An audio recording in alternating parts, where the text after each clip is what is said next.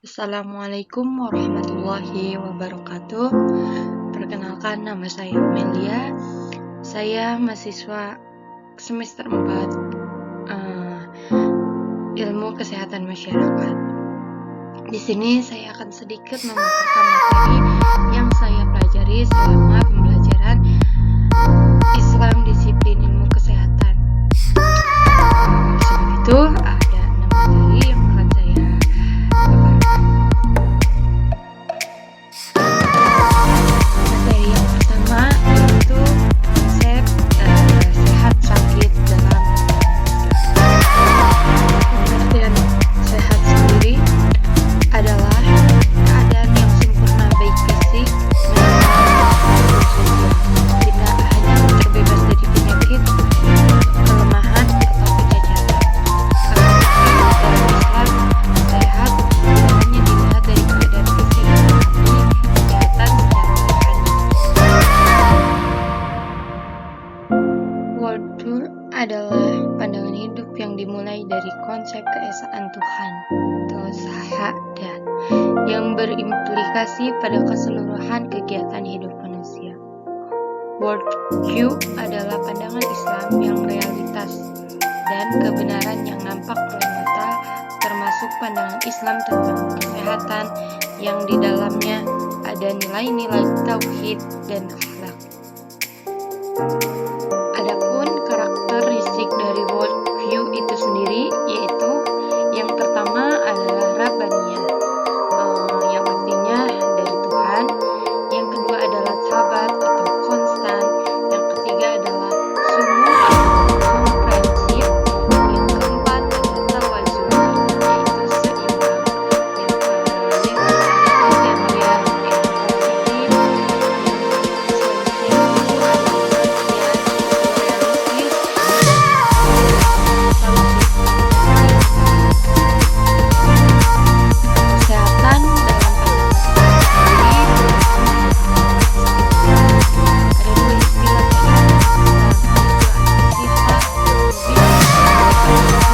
yaitu biologis dan ada anti kesehatan bersifat mental atau Islam lebih menekankan tindakan preventif atau pencegahan dibandingkan dengan dalam menjaga kesehatan. Pandangan Islam ketika seseorang sakit tidak hanya dilihat dari pandangan medis, akan tetapi pandangan non-medis pun integrasi sehat jasmani dan rohani dalam Islam. Dalam Quran surat Al-Mudaththir ayat 4-5 yang artinya, dan pakaianmu bersihkanlah dari perbuatan dosa, menyembah berhala tinggalkanlah. Konsep sakit dalam Islam, sakit bukanlah hanya sekedar kondisi kesehatan, melainkan juga ujian yang Allah Subhanahu wa Ta'ala berikan. Mereka yang sakit memiliki keistimewaan. Pada sebuah hadis bahkan disebutkan bahwa sakit dapat menjadi penggugur dosa seseorang. Adapun klasifikasi sakit dalam Islam terbagi menjadi dua. Yang pertama ada marad abda, yaitu sakit fisik, di mana sakit itu bisa terdeteksi oleh medis. Yang kedua adalah marad qulub, yaitu sakit secara psikologis, di mana sakit tersebut sebab akibatnya tidak bisa dideteksi secara medis.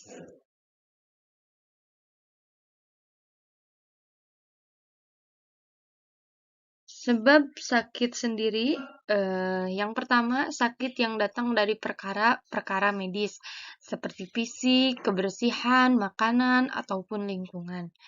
Yang kedua yaitu yang sakit yang datang dari non medis seperti sakit rohani, sakit mental, baik dari setan maupun kejahatan seseorang yang menyerang diri. Dalam Islam diwajibkan seseorang meyakini bahwa Allah Subhanahu wa Ta'ala adalah sebaik-baiknya penyembuh. Ya, materi yang kedua yang akan saya paparkan yaitu personal hygiene perspektif Islam. Personal hygiene adalah cara perawatan diri manusia untuk memelihara kesehatan mereka, baik secara fisik dan psikisnya. Begitupun dalam perspektif Islam adalah sangatlah konsen akan personal hygiene. Lebih dalam, Islam tidak hanya bersih akan tetapi sekaligus suci, sehingga menyebabkan kesehatan fisik dan psikisnya seseorang sehat. Tujuan dari personal hygiene itu sendiri yaitu yang pertama meningkatkan derajat kesehatan seseorang, di mana ketika kita menjaga kebersihan diri kita akan meningkatkan kesehatan diri kita dan terjaga dari berbagai penyakit. Yang kedua yaitu bersih dari hadas kecil, yang ketiga yaitu terjaga dari penyakit, yang terakhir yaitu selalu dalam keadaan suci. Adapun jenis-jenis personal hygiene dalam Islam itu sendiri, yang dimana pandangan Islam lebih komprehensif dan lebih mendalam. Yang pertama yaitu kebersihan kulit, di mana kita mampu menjaga kulit kita dengan bersih dengan cara mandi. Yang kedua yaitu kebersihan pakaian yang rapi. Ketika kita menjaga pakaian kita, kita akan terbebas dari kuman itu sendiri. Yang selanjutnya memakan makanan yang halal, kebersihan rambut, menjaga kebersihan hidung, menjaga kebersihan tangan, menjaga kesehatan gigi dan mulut, menjaga kesehatan sumber air, dan yang terakhir yaitu menjaga sunnahul fitrah. Adapun faktor-faktor yang mempengaruhi personal hygiene itu sendiri. Yang pertama, faktor budaya, di mana budaya akan menciptakan suatu kebiasaan pada diri seseorang. Yang selanjutnya, faktor ekonomi. Ketika ekonomi seseorang mungkin lebih di atas rata-rata atau di atas menengah ke atas, mereka akan lebih konsen akan kebersihan itu sendiri. Yang selanjutnya yaitu faktor pengetahuan agama. Yang selanjutnya adalah pengetahuan individu. Yang terakhir yaitu kesehatan jasmani maupun mental. Salah satu usaha personal hygiene dalam Islam yang sering kita lakukan adalah berwudu, di mana seorang muslim dalam sehari bisa 5 kali atau lebih dalam melaksanakan wudhu tersebut, di mana wudhu tidak hanya membersihkan fisik diri dari kotoran, akan tetapi menyehatkan jiwa. Selain itu, wudhu sebagai sarana melunturkan dosa-dosa dan menyehatkan seorang muslim agar selalu produktif. Materi yang selanjutnya yaitu kesehatan lingkungan. Kesehatan lingkungan adalah suatu ilmu dan seni dalam menciptakan keseimbangan antara lingkungan dan manusia. Ilmu dan juga seni dalam pengelolaan lingkungan sehingga dapat tercapai kondisi yang bersih, sehat, nyaman, dan aman, serta terhindar dari gangguan berbagai penyakit. Dalam Islam, hubungan manusia dan lingkungan adalah hubungan timbal balik, di mana dalam hubungan tersebut terkandung nilai-nilai tauhid, moralitas, dan tanggung jawab. Adapun ruang lingkup kesehatan lingkungan dalam Islam yaitu penyediaan air minum, di mana kita dapat menjaga ketersediaan air minum kita baik untuk diri sendiri maupun orang lain. Yang ketiga, pengelolaan air buangan, di mana kita dapat menjaga pengelolaan air buangan yang dihasilkan baik dari limbah rumah tangga maupun limbah industri. Yang selanjutnya, hygiene makanan, di mana kebersihan makanan itu sangat pengaruhi oleh kesehatan lingkungan itu sendiri.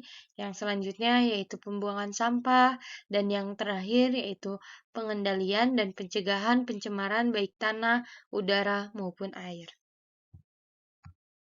Tujuan dari menjaga kesehatan lingkungan dalam Islam itu sendiri yaitu terhindar dari penyakit yang disebabkan oleh lingkungan yang tidak sehat.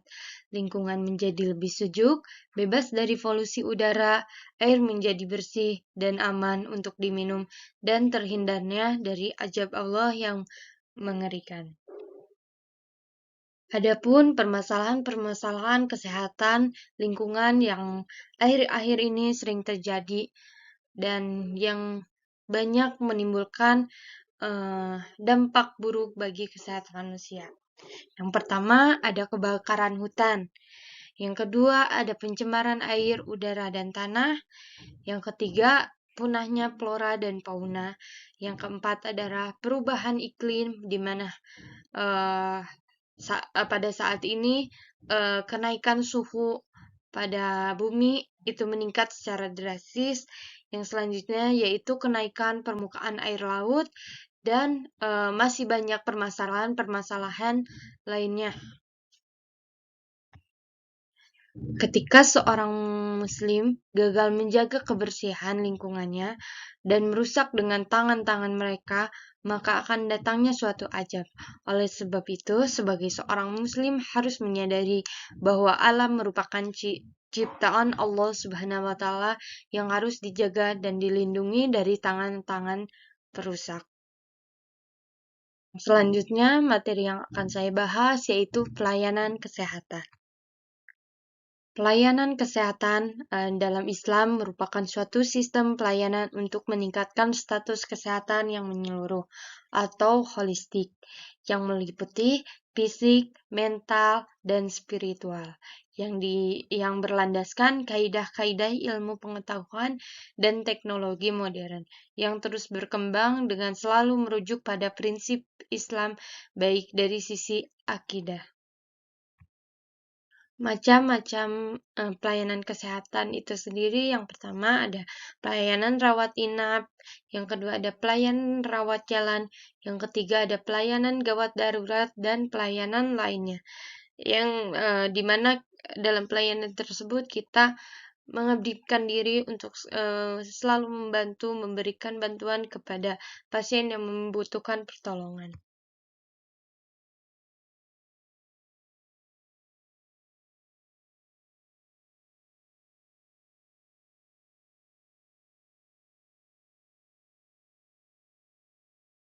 Prinsip-prinsip pelayanan dalam Islam itu sendiri, yang pertama yaitu pelayanan yang berbasis ihsan. Yang kedua yaitu pelayanan yang berbasis rahmah. Yang ketiga yaitu pelayanan yang berbasis pertolongan. Yang keempat yaitu pelayanan yang memberikan manfaat. Yang kelima yaitu pelayanan yang memberikan kemudahan. Dan yang terakhir adalah pelayanan yang memberikan kebahagiaan pada seseorang yang menerima pelayanan. Maka dari itu, dalam memberikan pelayanan kesehatan dalam Islam tidak hanya sekedar label pelayanan biasa, akan tetapi harus terkandung nilai-nilai Islam dalam pelayanan tersebut dan menerapkan prinsip-prinsip yang memberikan kemudahan bagi si penerima pelayanan. Yang materi yang selanjutnya yang akan saya bawakan yaitu determinan kesehatan perspektif Islam. Determinan kesehatan atau penentu kesehatan adalah hal-hal yang memiliki pengaruh signifikan, baik positif maupun negatif, terhadap kesehatan.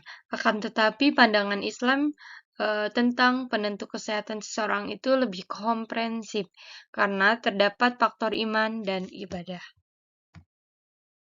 Faktor-faktor yang mempengaruhi kesehatan seseorang itu sendiri, yang pertama ada faktor lingkungan, faktor keturunan, faktor gaya hidup, faktor pelayanan kesehatan, faktor iman dan ibadah, faktor pola hidup atau perilaku, faktor menjaga hubungan baik, faktor pendidikan dan ilmu pengetahuan, dan faktor latar budaya.